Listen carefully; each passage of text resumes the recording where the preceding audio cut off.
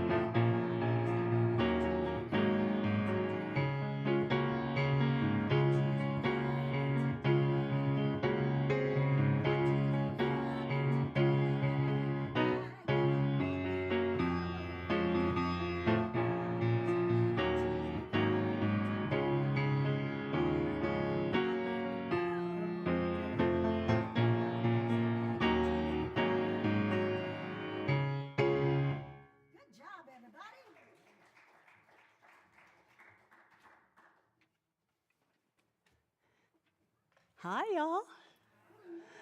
Hi, my name is Reverend Jean. My pronouns are she and her, and I serve as the Associate Minister here at SLCA. We are so happy you have chosen to join us today.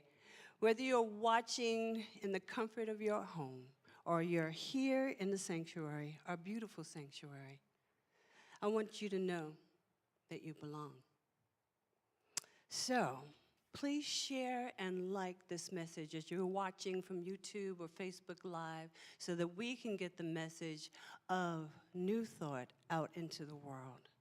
If this is your first time joining us, please see a member of our welcome team in the lobby after service so they can greet you with a beautiful gift. Now, we just got some information that our beloved longtime member Fern Harmon transition. We will join the family in celebration of life for Fern in June.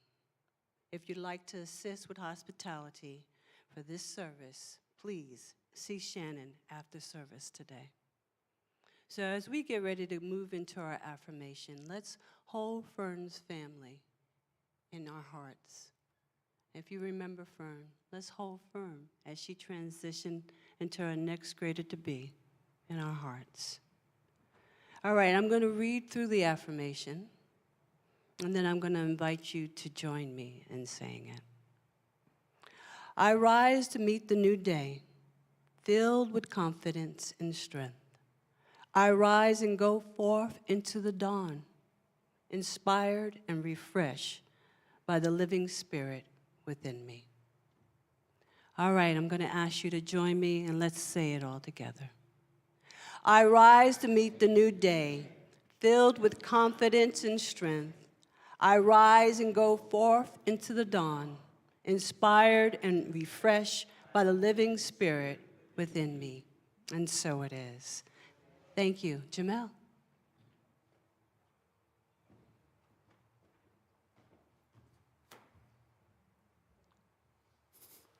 Great afternoon, everyone. Hello, my name is Jamel Morris. I serve on the creative arts team here at SLCA. We have so many great opportunities to connect, grow, serve, and give at SLCA. For more information about today's announcements and other opportunities, please scan the QR code found on your monitor. Visioning is key to our spiritual growth. Reverend Jean Bell will begin this 6-week accredited course this Wednesday, March 13th. Register today to reserve your space. It is not too late to support Tom Woodward and SLCA as he walks today in the annual Hunger Walk. All proceeds go to help feed those in need at Toco Hills Community Alliance. Let's celebrate the birthday of our very own practitioner, emeritus, and stand-up comedian, Victoria Peoples. Yes, Victoria will be featured as a comedian at 8 p.m. this Wednesday, March the 13th at the Laughing Skull. Please see the monitor to get your tickets. Are you curious about certain spiritual practices or content but have few opportunities to discuss it with like-minded people? Well, on March 17th, we will continue a monthly discussion group exploring topics that may be hard to discuss with your friends and family. SLCA practitioner Tony Jenkins is ready to answer any questions, so join him and join us, and let's talk about it. Let's have that conversation. March 24th, Reverend Dr. David will continue a 10-part, 10 core concepts of the Science of Mind series during our New Thought Education Workshop Hour. Reverend David invites you, all of you, to explore how these concepts can change your life. Save the date for our annual town hall meeting. We will have an important town hall meeting after service during our social hour on April the 14th. Plan to attend. And thank you for joining us today. We look forward to visiting with you after service in the social hall for snacks and fellowship. Remember, you belong. Thank you.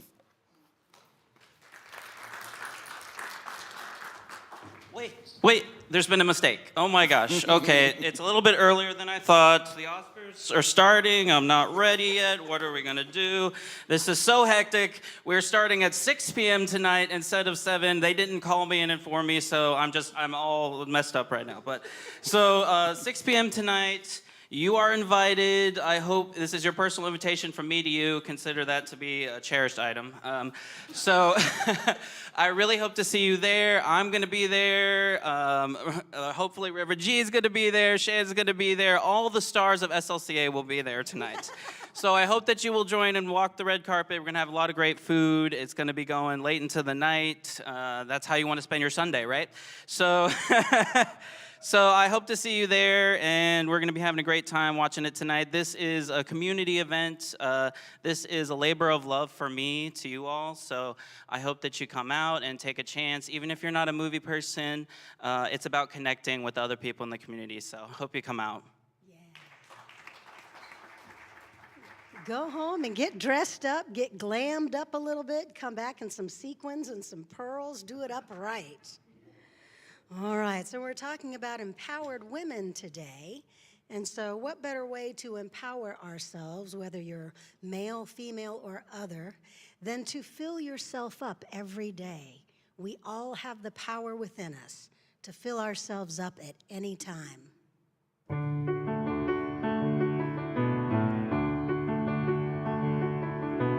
Fill myself with strength when I am low. I gently tap my brakes and visualize where I am going. I fill myself with confidence and grace, because I have the skills I need inside to keep on flowing. When I'm on empty, that's the time to replenish what is mine. Oh, that is sacred and divine. I fill myself right up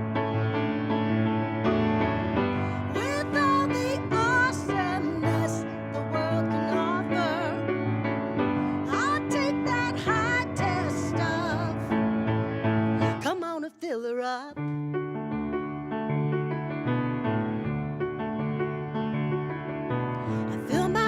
With truth when times get tough. I have exactly what I need, exactly when I need it. And when I feel I'm running out of fuel,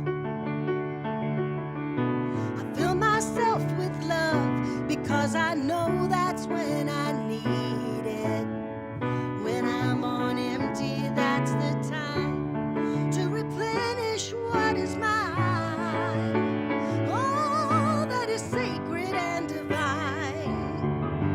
I fill myself right up with all the awesomeness the world can offer. I'll take that high test stuff. Come on and fill her up.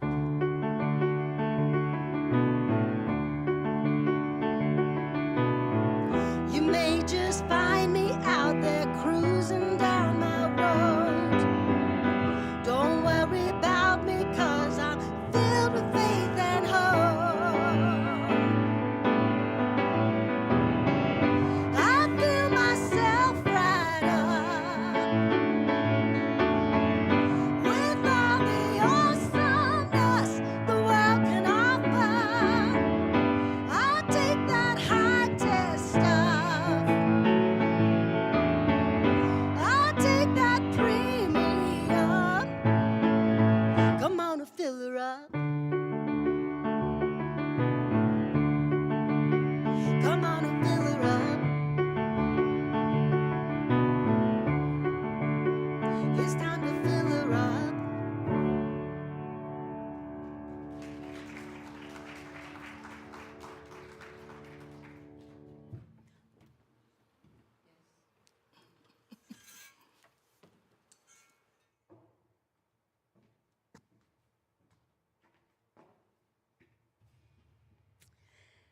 Now we're going to quiet ourselves, quiet our minds, quiet our hearts, quiet the monkey mind.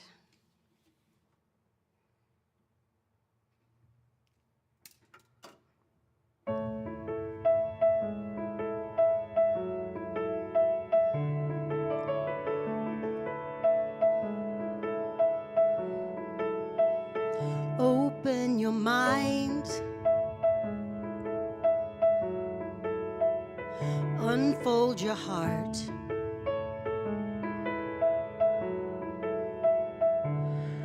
Relax your I can't read the music because I'm blind. Sorry. Let's try it with the glasses on. Oh, here we go. Hold on. Sorry, guys. It was just so far away. Let's start it again.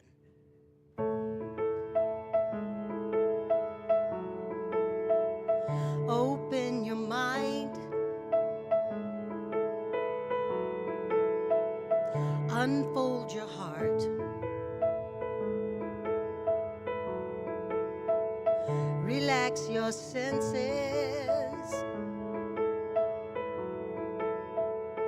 Feel every part.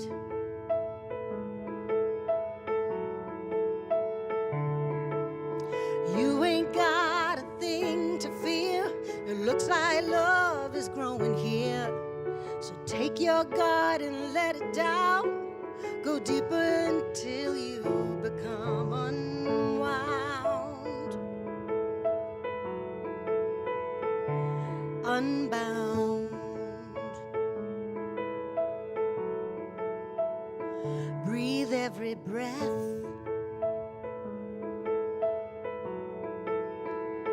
Release your cringe. Love without waiting. Slowly unhinge.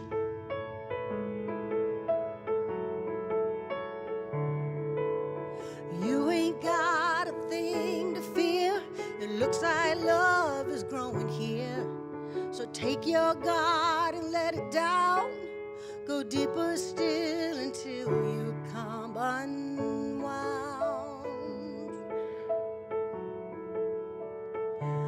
Unbound.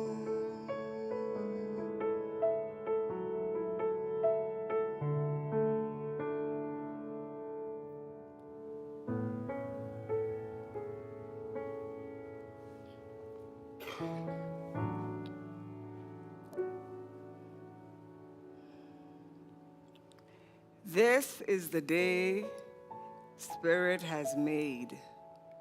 I rejoice and I am glad in it. I let my mind just wander.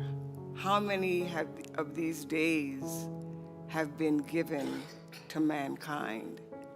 This is a God, a spirit, the one mind who creates everything. The days, the night, the stars, the planet. And each one of us is one with this one.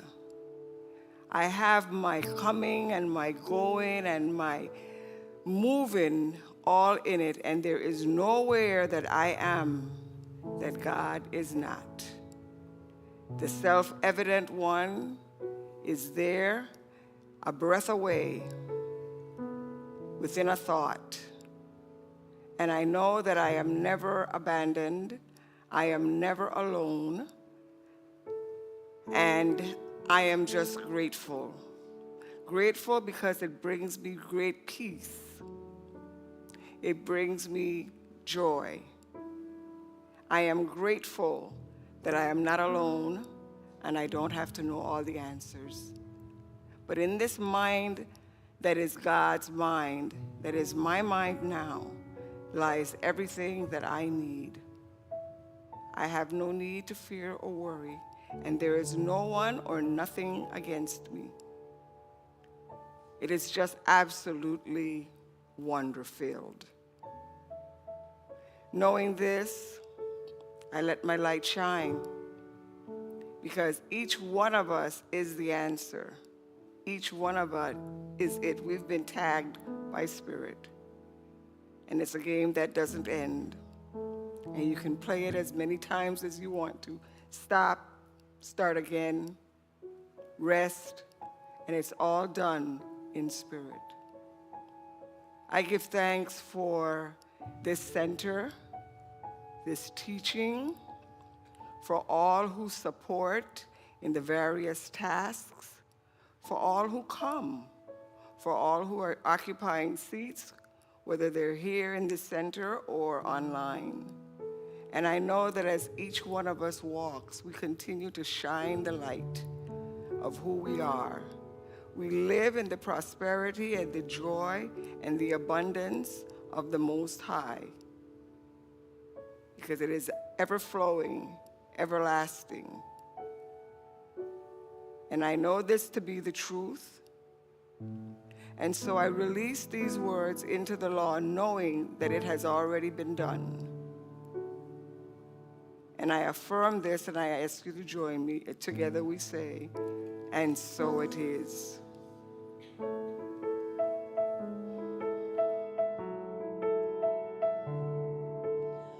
You can stop waiting for love to find you. Look inside your heart. Love's already who you are.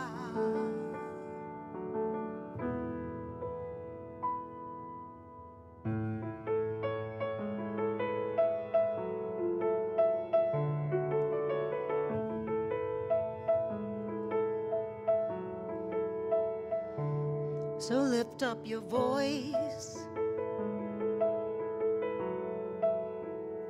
Let it be heard. Tell me your story, tell it to me. Don't leave out a word.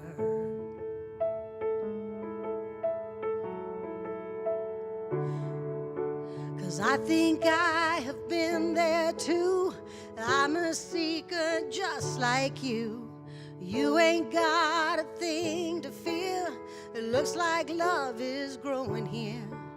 So take your heart, God, and let it down. Go deeper still until you come unwound.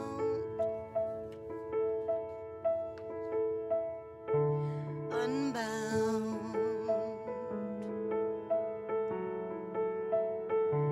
Lay it down. Lay it down. Unbound.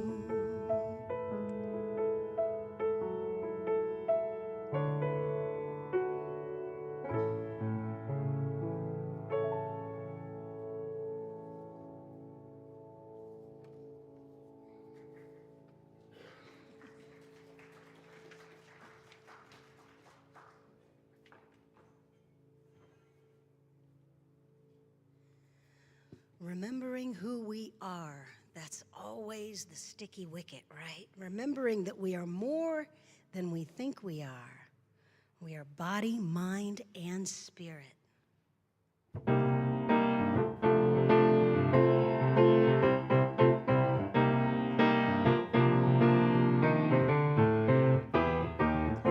When I think I'm only human,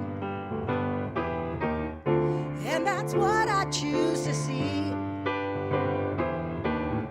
well, I'm living in illusion. I got chains binding me. And when I feel that I am limited by my physicality, well, I know a part of me knows better, and that part will set me free.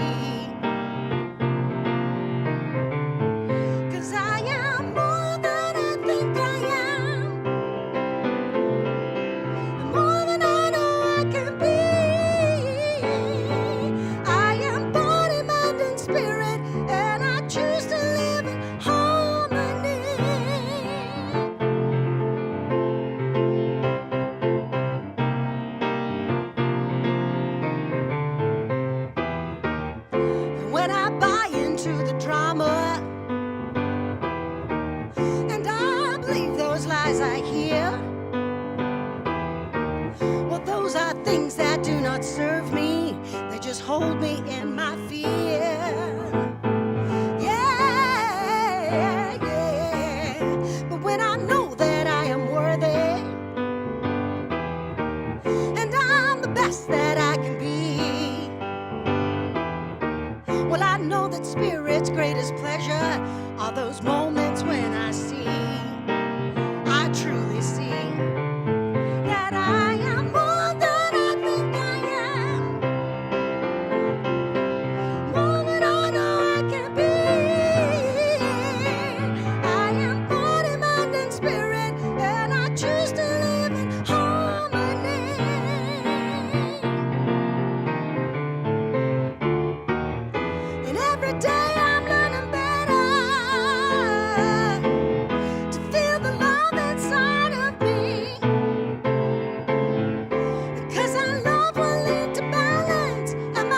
equality, yeah.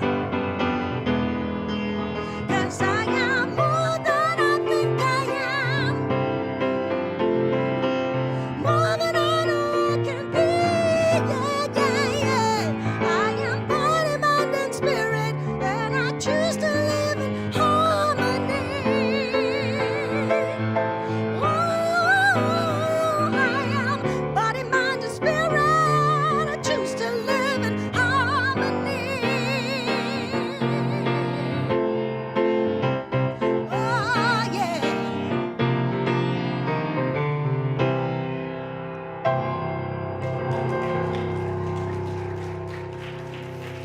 Thank you. Beautiful. Thank you, Jennifer Earl. Let's give her some, thank you, Jennifer Fair, and thank you, let's give her some love. Thank you for being here today. Good afternoon, everyone. Good afternoon. It's good to see you. It's good to be together. You look good. You sound good. You feel good? All right. Not missing that hour at all, are you? Yeah, catch up with you later, right? Amen. I'm David Alexander. I'm the spiritual director here. My pronouns are he and his. I'm delighted to be with you this afternoon as we continue this series. Reverend Jean did such a great job launching us last week, March. I'm all over the place. I don't know what, it starts with an M. March. Women's History Month, our theme for and series for the month is Seize the Day, empowering female voices within our movement and beyond, looking at some of that, and I'll be sharing with you some of the Emma Curtis Hopkins and some other history today a little bit. So for today, our tools are the principle of consciousness, because consciousness is all that there is, right? It's what we teach. What we're always teaching from is, and about, is how we use our consciousness. The law is the law of change. How do we enact change in our life? Transformation, shifts. How do we change? And the practice today is a practice of mindfulness. How to deepen that awareness and really cultivate a kind of mindfulness that allows us to actively engage in change rather than have it be forced upon us. Anybody ever had change forced upon you? Not fun, right? So we want to be, and so sort of the basic definition of being empowered in our lives is being in charge of our change, right? Being in charge of those shifts, that being able to say from a mindful place, I want this to shift in my life. How do I do that? We do it through the principle of consciousness, the law of change, and the practice of mindfulness. So we're going to get into all of that today. Again, Seize the Day, our series for the month, and continuing our prophetic voices of looking at prophetic voices of change and focusing on female voices this month in particular. And I want to thank again Reverend Jean for doing an excellent job last week and giving you some great history with Johnny Coleman. Let's give her some more love. It was wonderful. Yes. Yes. So let's dive into it. Let me ask you a question. Have you ever caught yourself repeating or stepping into a pattern of thought that isn't the best for you? Right? Repeating or stepping into a pattern of thought that isn't the best thought. It isn't your highest, right? Like not the best thought you've had today. Right? And you've had it repeatedly. Like when it pops up, you're like, oh, that one again, right? Like that, everybody had that moment, right? In other words, another way of asking it is have you ever been triggered? But more importantly, have you ever caught yourself being triggered, right? Because that's what it is. Being caught in a pattern of thinking that isn't the highest and best for you is often a trigger. Something triggers it, a thought, a reaction, something in the external atmosphere, and it triggers a thought pattern in you. And it's a response that you have always given to that particular dynamic or scenario or situation. And even though you know well and good that responding in that way isn't going to produce a good result, isn't going to be for your highest and best good, it doesn't even feel good in the moment. Like there's just really nothing redeeming about it at all. But you go right into it, right? Isn't that amazing? Like, why do we do that? Like, what is that about? So I want to explore that a little bit today. We are, as human beings, with our conscious mind, very, very good at recognizing patterns. In fact, our whole survival as a species is based upon it, right? Our ability to pick up sounds and patterns in our environment as nomads and as hunter and gatherers have kept us alive for millennia, right? It's kept us alive for a very long time. And it's the distinguishing characteristic of our brain to be able to hear, sense, and notice patterns in our environment that are threats, that are opportunities, that are openings, etc., that have literally allowed us to evolve to today. Patterns are a very powerful part of our universe. They set up expectations, they make connections, they inspire burning questions. They can even be events that regularly repeat themselves, trends which tend to rise or fall over a prolonged period of time, relationships that create new connections, all these things that come out of patterns. Or they can emerge from this, seeing the larger picture. I remember in the 90s, there was a big fad in the malls, and they were these colorful pictures, posters that were just like made of dots. Anybody remember those? There was just a bunch of colored dots, and when you looked at it from a distance, you really didn't see anything. It was just a whole bunch of dots. But they told you that if you stared at it long enough, and you kind of squinted your eyes, like these images would pop out. Right? The dots were put together in such a way that you'd see dolphins and beaches and space shuttles and this and that. I have a confession. I never saw anything. Not once. I was like, something's wrong with my prescription.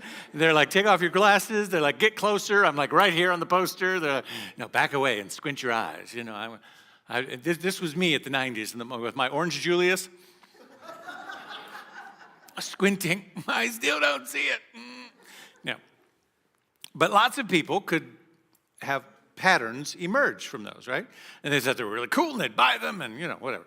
The patterns are key to our survival as a species and have allowed us to evolve and notice many things. But there's one area where we haven't evolved as much, but it's the area where is our realm as New Thought people, and the history of our movement over the last 150 years is really the realm and the dynamic of our expertise, and that is noticing patterns in our thinking.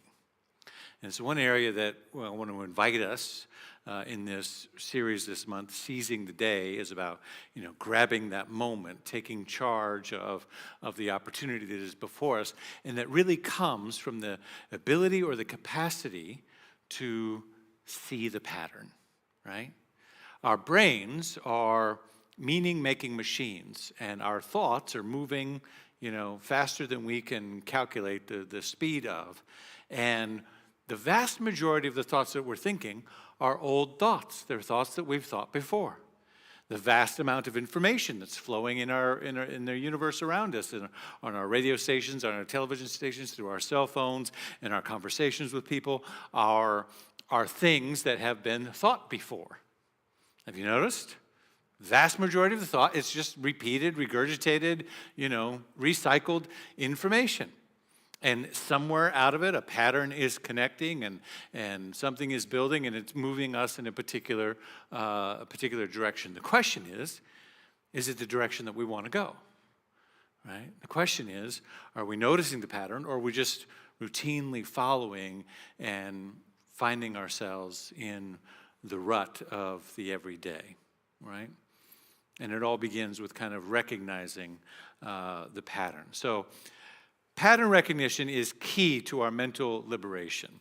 And it's really what, 150 years ago, this pattern recognition was not the language that was being used, but it's really what the New Thought authors and contributors and leaders were talking about. They were talking about how to sort of break the mental chains of entrapment to old ideas and old thinking. That's New Thought. That's where the term came from. Let's have a new thought. Let's break the pattern or chain here, right? And so the catchphrase that has sort of become a catchphrase in our teaching from Ernest Holmes is spirit is not bound by precedent. I want to kind of dive into that a little bit today. Spirit is not bound by precedent. That, you know, in Matthew 19, it says, Jesus says, with God all things are possible, and maybe we might add today, in us, through us, and as us, right? In us and through us and as us, all things are possible. When we lean into truths, when we open ourselves up to new possibilities, when we accept bigger and fuller, more joyful, abundant ideas for ourselves, then we can move into these ideas. We're equipped with these egos, though, right? Have you noticed? You're also equipped, so there's like the infinite possibility, and then there's pattern, and there's all the noise of information happening in the world around us, and then, there's our ego. And our ego is really good at grabbing all of this information, sort of noticing patterns, making sense of it, making meaning out of it, and then categorizing it into nice, tiny little packages. And then it files it away in this thing that we call our mind, right? It's not really a place physically in our brain, but it's in our mental awareness, in our thinking, and somehow kind of categorized into what we call memory, but it's really just the use of consciousness that we're making at that time. That's all the mind is. It's the use that we are making, right? The mind is bigger than any one of us, but what we call our mind is simply the use that we're making of it at that particular time. And so our ego comes in, categorizes all this information, and here's what it does. It stores everything. It has a very neat little system, and it stores everything basically into little categories called good or bad, right? It's like your ego is in charge of the dating app of your life. It's like, swipe left, swipe left, swipe right. Some of you know what I'm talking about, right? And it's just constantly it's just going through your day, and all the memories that you have from as far back as you can remember is taking all of that information and it's going to go it's just swiping left or right into those categories so that it can be used to be pulled up later when you have that triggered thought, when you have that moment where something triggers you and it goes, here are all the reasons why you don't like that. And it pulls out the file and there they are, right? 40 years worth of memories, thoughts, activities, events, people, things that have said, all neatly packaged. You can pull them out and put it on the table, and that's why I don't like that color, that smell, that moment, that thing, right? Everybody following what I'm saying? This is really just kind of how we operate as human beings, and we've been discovering it and learning more about it over the last couple hundred years. And so if we break down that, go back to that, let me give you the fuller context of the quote from Ernest Holmes in The Science of Mind. He says, as we have proven that principle is not bound by precedent, we go into that realm which says, behold, I make all things new, not carrying with us the limited belief of the reasons why it cannot be. I want you to hear that again. I'm sorry, I don't have it for the screen today, but here it is again. As we have proven that principle is not bound by precedent, we go into that realm which says, behold, I make all things new. So he's saying, so we know that spirit's not bound by precedent. We go into that realm. Okay, we know that there's infinite possibility. Behold, I make all things new. And then here's the key. But we go into that realm not carrying with us the limited belief of the reason why it cannot be. In other words, you can't have a new thought with the old files. You got that? So everybody wants to move their life in a particular direction. Everybody wants to evolve and have your, well, let me just check. I don't know about you. So we'll do some research here, right? A little market research. I like to move my life in a direction where things are getting better. My health is getting better. My relationship is getting better. My finances are getting better. Everything's just kind of just evolving nicely and gently, getting better. Sometimes there's big leaps and big decisions that we make in life, and we decide to dive into something new. But in general, there's a trajectory over time that if I were to look back and kind of measure it according to the way that ego is swiping left or right, that I would see that yes, there's this nice gradual improvement, and basically I'm enjoying life to a greater degree on a year-to-year basis. Am I alone? All right? So there's a few other people that like that too, right? So what we're saying is you can't move in that direction. You can't have a new thought carrying the old file system with you. Now, the ego's going to do what the ego's going to do, but you have to counteract that with the conscious use of the intelligent use of your mind, right? The conscious use of your thoughts. This is what the founders, the early pioneers of New Thought were so good at teaching us and writing about it and doing classes and articulating it. Let me give you one more from Ernest Holmes that explains this particular piece here. He says, we all have the ability to transcend previous experiences and rise triumphantly above them, but we shall never triumph over them while we persist in going through the old mental reactions. Right? Again, we all have the ability to transcend previous experiences and rise triumphant above them, but we shall never triumph over them while we persist in going through the old mental reactions, right? In other words, as long as we remain prisoner to that file folder of all the old reasons, all the ways in which our mind has calculated, every time this happens, every time somebody says, in other words, if you've noticed any patterns in your thinking that say, I always respond like this, right? Every time this happens, this is what I do. Right? Every time this person says this, this is what occurs. Anybody have some of those? Right? Every time you get an email from that one, or a text, or whatever, or you see it advertised, or you hear the person's voice, or whatever it is, right? Or this occurs in your life, or you make a mistake, or something surprising in your environment shows up. I've been traveling a lot. I'll share a little bit about that in just a moment, and got back this week and just took a lot of downtime to just kind of decompress, and was putting some things away in my office, and my wife called out to me. She said, "What is this? What's going on?" And I go out to where she is, and in the lower level of our house, the false ceiling tile things, I don't know what you call those, little styrofoamy, not styrofoam, whatever that stuff is, probably not good for you, whatever that false ceiling stuff is, was a big piece of it was sagging and was wet. Right? It's like, oh, no, we got to, and immediately in my mind, oh, no, we got a leak, and we got this, and we got that, but oh, no, we got to quick, get the plastic, get the bucket, get the this, get the that, right? And we get up there, and we take it all down, and we look, and sure enough, there's a leak. And so one thing to know about me, I don't mind handiwork. I enjoy gardening, and I enjoy learning new things. Thank God for YouTube. And I'm pretty courageous. I'll watch a video and pretty much take any project on. Give me enough time. It's fine. But there's one category that I really dislike. I will take down a wall and put up a new wall. I'll paint. I'll put in lights. I'll do, electricity, not my favorite. But, it's okay. It's on the list. It's part of the deal. But I love lights and atmosphere, so it's fine. But there's one category that I really don't like: plumbing. I just would rather somebody else deal with that. I don't want to install it.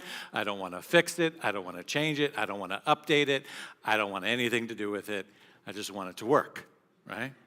So when that happened and we took the ceiling down, I could see it's, coming from a pipe and it's coming from the floor and all these different things, right? Immediately, I'm just filled with all of this reaction. And oh my gosh, and the file folder came out, and it was like, oh, it's going to cost this much money, and you don't have that right now, and you got this going on and that going, right? Anybody else with me? This happened to you, right? It's just something comes out of the blue, and then all of this stuff pops up. Now, I cannot go in to a new experience in that moment dragging this stuff around with me. That's what Ernest Holmes is saying. We have the ability to transcend previous experiences, rise triumphant over them, but we shall never triumphant over them while we persist in going through the old mental reactions. And so I was filled with all of the old mental reactions. And so here is the little tool that we can use in New Thought to allow ourselves to shift and to move through this. Up until now, it's a very powerful, powerful practice. Very simple. Up until now. The reason I like this is because often we think that our job in New Thought is to, what Holmes and others that we've read have said, turn from the condition, right? Have you ever heard that? I turn away from the condition, kind of turn the other cheek-ish sounding, right? Turn away from the condition, which means, okay, this happens, boom, there's the leak, there's the thing, your body's rushed with all the cortisol and stress and the different reaction that you got going on, your mind's clouded, you can't really see what's going on because you're dealing with all of this stuff, right? And supposedly the spiritual practice is, well, just turn from, just right? Like, and poof, it's all, oh, now I don't see it, right? Which to me kind of speaks of just sort of spiritually ignoring, right? It's kind of like la, la, la, la, la, and doing some kind of mental gymnastics and pretending that it's not there. I don't know about you, that's not helpful, right? It just really, it just doesn't work for me, right? I don't think ignoring or turning in that way is really the deal. Now, sitting down in meditation and quieting our mind and all that's different. I don't think that's turning from the condition, that's turning within. The condition's still there. The power of up until now is it allows whatever history is happening, whatever history is stored in that file cabinet, whatever thing is unfolding before us in the real moment, it allows all of that to remain. We don't deny the present. We don't even deny the recent past or the long-term past. By saying up until now, you open up the doors of new possibility, but you acknowledge what has taken place. It still gets to be exactly what it was or exactly what it is. It's just there up until now. And there's a powerful way in which the recognition of that which has unfolded allows us to shift and move into new possibility. Because suddenly we're not, have you ever been with a toddler in the grocery store? I have. Right? And it persists beyond toddler age, but toddlers get really good at being able to walk around and just start pulling on your pant leg, right? And it's that whole, but daddy, or mommy, right? Mommy. And you've said no, and you've said we're not getting that, or we're not doing that, or whatever, and you're trying to grab the list, and we got this thing and that thing, and you're trying to keep things on schedule, and we got to get here, and we got to get, daddy, mommy, daddy, right? And it's non-stop, right? Anybody? It's just me. It's better now. He's 7, but whew, some of those years, right? And so what that is the I've got things on me here, long hairs. Those don't belong to me. But whose are they? So it's the need to recognize what is happening. And as long as that need is there, which is how the past operates in our mind, that history, that up until now. And so up until now allows for you to turn to that thing that's pulling on your pant leg, and turn to it and say, yes, dear. How can I help you? Right? It's always helpful with toddlers. Get down, right? Get down right at them, right? Because this is very scary, right? You get right down into it, eye level. Yes. What's extremely helpful. All of a sudden, okay. And so up until now, it does that mentally in our mind. It's the ability to go, yeah, up until now, yes, you have had all those experiences, and that has happened every time that there's a leak and every time there's a surprise expense, and you get all stressed out and you get all worked up. Yes, you do. God bless you. Right? Bless your heart. Right? And once that recognition takes place, then there's a softening, there's an opening, but Spirit's not bound by precedent. Up until now, that's the way it's been. And in this moment, we can choose a new thought. In this moment, we can choose to see things differently. In this moment, we can shift our attention and allow ourselves to be open to greater possibilities, to new ideas, to new information. That's the magic of up until now. It's always happened this way, but it can be different. Science of Mind teaches us to identify the issue that we want to change, not denying its reality, but denying its power. That it is an effect, not a cause. When we turn our attention away from it and towards that which we wish to experience, we use our imagination, our thought, and our word to claim a higher good. But it comes out of that recognition. Up until now, patient recognition, and then shift to a new idea. You follow what I'm saying? And so, I was in Albuquerque last week. I went there to do 2 memorial services of the one for the senior minister of the church I was a part of from age 13 through high school and college, and then the youth minister of that church also during that same time period. They both passed in proximity to each other, and families had their services in proximity to each other as well. So I got to bring my son, and I got to visit his grandmother, and it ended up being a great family trip as well. And I was flooded with memories. We moved to Albuquerque when I was 13 years old from Phoenix, Arizona. And my life was very different, 13, younger. We lived in a very rough neighborhood, single mom, 2 kids. Things were challenging. There was a lot of drugs and crime and various things in that particular neighborhood. The reason that my mother took the job that she did was because the company agreed to pay for the move and to, resettle her and all this stuff. And just the difference of the 2 cities, Phoenix and Albuquerque, was a huge economic shift for us. Literally moving sort of from one class to the next, and school districts and, all of those things. And so for her, she saw this great window that up until now, this is the way it's been. But it can be different, right? And this opportunity here. So she took that opportunity.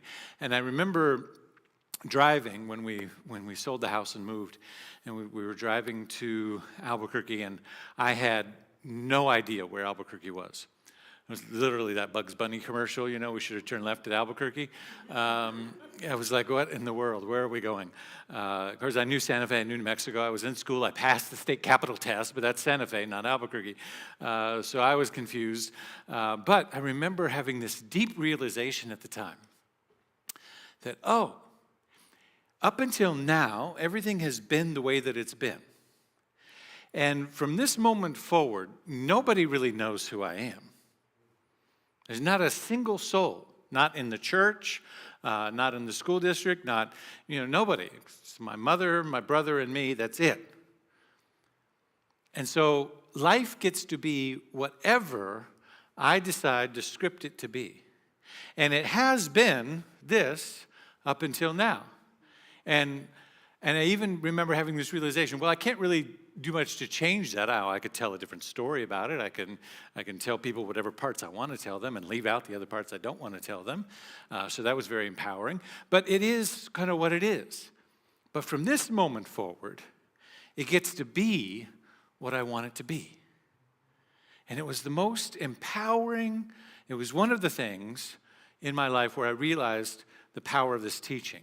And I remember being on that drive. I was in the back of my mom's van. She had literally like the Scooby-Doo van, like the camper van with the little sink and the couch in the back. It was very cool. And so I'm hanging out in the back and thinking to myself and meditating and contemplating and seeing literally like this blank canvas in front of me. And I remember the visual of kind of turning from like one canvas, which was my life up until now, and then just turning. And when I turned, like there was this blank canvas there. I was like, just gets to be whatever color I want to pull out and whatever drawing I want to start, whatever I want it to be. You have the power in your life to move in a new direction, to move in new possibilities, to shift things instantly. It is not about denying, our teaching is not about denying what has happened to us in the past. It's not about ignoring what has happened in the past. It's not about any of that kind of thing. But it is about denying the power of what has happened in the past to limit you from moving in new directions. And that's the key, and that's the difference. And when we look at New Thought history, we see that that's actually what's really occurred. There's a powerful book called Each Mind a Kingdom, American Women, Sexual Purity in the New Thought Movement from 1875 to 1920. This is Beryl Satter, S-A-T-T-E-R. It's a less well-known history book that focuses really on the women and all the kind of dynamics that were happening at that time. I want to read just a little bit that kind of gives you context of where this comes from, because I talk a lot about how we are a movement that would not exist without the women who lifted it up, who wrote about it, who circulated it. The women's suffrage movement would not have been what it was without New Thought, and New Thought would not have been what it was without the women's suffrage movement. These two went hand in hand, and we don't often, in present-day context, give enough credit to that unfoldment in that history. So this is just a short reading that kind of gives you some background into kind of what these women were leaning into, what they were up against, what was happening around them. It kind of picks up mid-thought here, but I think you'll fill in the blanks rather quickly. Herbert Spencer synthesized the Victorian anthropological theories into biology based on a new revolutionary framework. I got to make sure that's the right spot that I want. It's not. It's this page. Okay. But that was interesting, wasn't it? Okay, here we go. A final challenge to the self-image of white middle-class men, the challenge that was happening, which he's been writing about here for a while, came from a more intimate source and unfamiliar or surprisingly more intimate source, white middle-class women. Beginning in the 1870s, these women competed with white men in higher education and asserted themselves in movements for social reform, attempts to eradicate saloons, brothels, and other arenas of male pleasure. With the emergence of female typists, even business was no longer exclusively male-dominated. White men could not always identify the economic forces that were undercutting their self-image as disciplined producers. They could, however, see that white women were infringing upon their turf. In response to women's unwelcome presence, some professional white men began to mobilize the arsenal of elite scientific discourse against them. The first attacks came, not surprisingly, from the medical profession. In 1873, now this is the part I wanted to focus on here, Dr. Edward H. Clark published a study entitled Sex in Education. Clark revived an old claim that the development of women's minds would damage the health of their reproductive organs.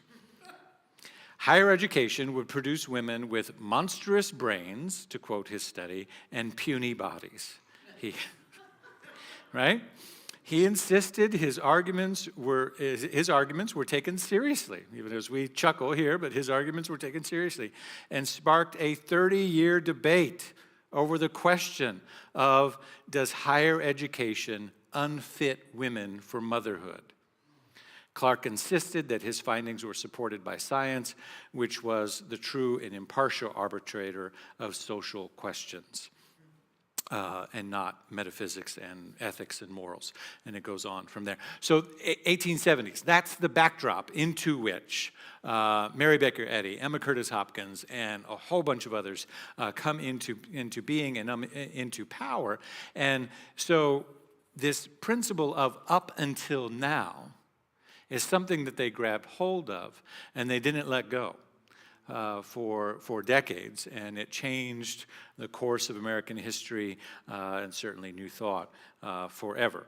So jumping forward, let me tell you a little bit about, isn't that fascinating? And by the way, you know, I read this the other night, and I thought, I chuckled and laughed like you did. And then I thought, well, if you all don't think that this dynamic from 1870s is still playing itself out today, all you needed to do, as if the universe needed to give me a sign, I watched the GOP response to the President's State of the Union. If you don't know what I'm talking about, look it up. But the dynamics are still at play, right? Because somebody who, by the way, a well-educated, intelligent, and successful political woman, Katie Britt from Alabama, who co-authored the bill to help solve the issue at the border, you know, somebody suggested to her, and she agreed, that instead of being in the backdrop of her office or some other power position that reflected her education and her intelligence and her skill as a politician, all of which are very evident in her resume, that being in a blouse in the kitchen was a better idea. 1873, still going on. But enter the scene, Emma Curtis Hopkins. This spectacularly late 19th century growth of New Thought was primarily the result of the grueling labors of Western state leaders. 5 dedicated individuals in particular created the institutional framework that enabled New Thought to spread, namely that of Madeline Kramer in San Francisco, Nona Brooks in Denver, Annie Ricks Miltz in the Pacific Coast, Northwest, and Charles and Myrtle Fillmore in Kansas City. All 5 drew their inspiration from a single source, Emma Curtis Hopkins, the premier New Thought teacher of their day. And it goes on to talk about, you know, her bio and her accomplishments and whatnot. She moves to Chicago in the 1890s, just 20 years after the incident, study that we were just talking about, opens a Christian theological school, and teaches and ordains thousands of people, not hundreds, thousands of people, predominantly women who spread all across the country, filling these churches and movements that were started by the other 5 women mentioned. All 5 of those women were students of Emma's as well. Up until now, do you see how we can take something and say, yes, this is what's unfolding, this is the history, this is the dynamic, this is the social condition, this is in my mind the way that it's always been, but the power that we have in up until now, are you getting what I'm saying? We can move life into a new direction. Up until now has what has been difficult, what has been challenging, what has been an obstacle for us, we can move through. When we break precedent, it does more than open up new possibilities. I said this a couple of weeks ago. It also requires greater accountability. And here's the key with that when we shift and say up until now, it then requires us to not simply go back into default mode and depend on the old stories and the old files to explain our emotions and our feelings and our patterns and our wanting to give up and surrender and all of those things, but requires us to take accountability to set things in a new direction and do the hard work. That's why we fail to move our life into new directions so often.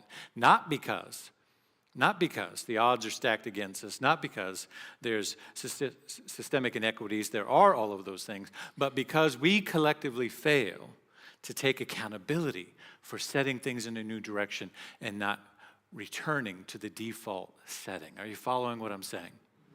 Today, we have the power to open up to new possibilities, to move our life into new directions, but it requires accountability on our part. And so let's practice it now. I invite the practitioners to come forward and join me as we create a collective consciousness. These practitioners are available to you for one-on-one prayer. They're available after the service is over here in the sanctuary. They're available by appointment. You can connect with them online, through our website or through email. And these individuals are steeped in the practice of affirmative prayer. They're steeped in this roots and the traditions that come from Emma Curtis Hopkins, and this tenacity and this will to grab hold of this thing called consciousness and direct it in our lives in a powerful and empowering way. Not only for our good, but for the good of all humanity, the planet, life itself. And so we take a deep breath and we join in this consciousness that is being set that says, right where we are, right where I am, God is. There's power, presence, and life available to me here and now, and that whatever obstacles or ideas or thoughts from the past that I have been pressed up against in any area of my life, in my physical well-being, in my mental well-being, in my relationships, in my finances, I have the power right in this moment to declare that up until now, it has been the way it's been.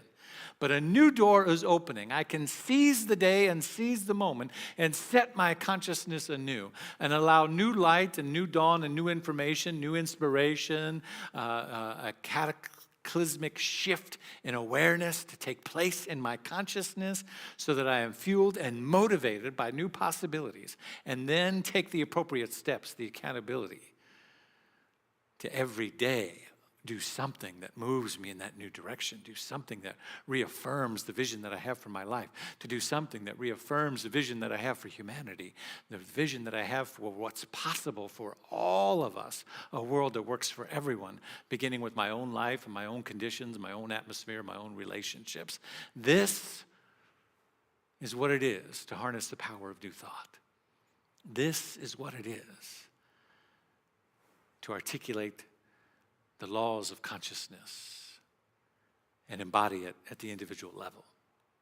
And this is the unlimited resource that we have available to us right now. We seize it, we take hold of it, and we empower our lives in new directions. As we do that, we're opening the door of possibilities for all of humanity, for all of the world, for this community, and everyone and everything that we are touched by. For this and so much more, I'm truly grateful and thankful this day, this moment, in this breath, because I know that something wonderful is happening here, that there's a law and a power of consciousness behind it, and that the universe is responding to the direct impress of my thoughts, pressing down and overflowing and returning to me exactly what I have thought into it, which is a new possibility of good and more good. And for that, I'm truly grateful and thankful. And so it is. So we are. Thank you so much. Peace and blessings. Let me take a moment to invite our collective support for Spiritual Living Center of Atlanta through our tithes and offerings. You know, we have a community meeting coming up in April. You've seen advertised. We'll keep telling you about it. We have a very important conversation to have as a community. The pandemic, up until now, has, hear me? Up until now, it has been what it's been for churches and spiritual communities like ours that have had to find a way to keep the doors open, to pivot, to work with what we've got, and to advance our message in new ways, and to find new avenues and all of those things. And up until now, that has been a challenge for us. I think we're doing a good job with what we've got, but it's been a challenge. And we want to shift that. And that shift happens with each of us shifting in our own atmosphere and our own relationship. We're reaching out. Some of you may receive phone calls or emails from us. If you know people who aren't here, there's some empty seats next to you. We want you to join us. Reach out to them, invite them. There's a shift that's happening in the atmosphere as we have adapted and responded to the post-COVID era. I think churches are beginning to see waves of people come back, and there are, of course, new patterns and new behaviors. We're doing that with New Thought Education and other things as well to reach those new audiences. But there's also a great need to kind of shake loose. Can you feel it? To shake loose the inertia, to shake loose the complacency, that we've settled into. I don't know about you, but there are things in my life where I've just sort of settled into a certain sort of complacency and patterns out of the pandemic. And it's time to collectively shake that loose and invite ourselves in to new patterns and new ways of being, and that includes connecting in spiritual community. Because one thing that hasn't changed is the spiritual growth, the spiritual hunger in humanity. I think it's greater now than it's ever been, and we need each other. And this community needs you. So for your level of support today, tithes and offerings through our baskets or containers by the doors, through our donations, text to give, on our website, all the forms that it takes. If you're wanting to bump up your pledge, please talk to us about that. We would love to see that new energy come in. If you have to renew, I know some people, you change debit cards and things of that nature, and you got to renew all of that information. But right now, let's know in this moment together as we open ourselves up to all of the good that is ready to flow in through and as our own lives, and to flow in through and as the life of Spiritual Living Center of Atlanta, that it has all that it needs, all that it requires to do its good and mighty work in the world. And it comes through each one of us as we respond to saying yes to what is ours to do, and to share that and circulate that with the world in a way that empowers and serves others. For this and so much more, I'm really grateful, really thankful. Let's bless our gift with these words. I live in a universe of abundance. As I freely and joyfully give, I join in the divine flow, and all that I circulate with life returns to me multiplied abundantly. And so it is. So we are. Thank you all so much.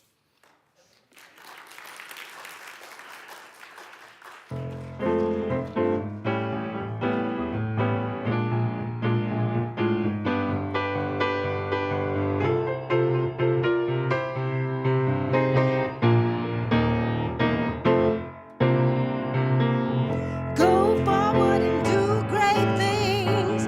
Feel the power love can bring. Go forward and do great things. Do great things. Can you sing that with me? Go forward and do great things. Feel the power love can bring. Go forward and do great things. Do great things. I talk my talk. I talk my talk. I walk my walk. I walk my walk. Then step by step. Then step by step. I trust in God. Ooh, go forward and do great things. Feel the power love can bring. Go forward and do great things. Do great things. Sing that with me again. Go forward and do great things.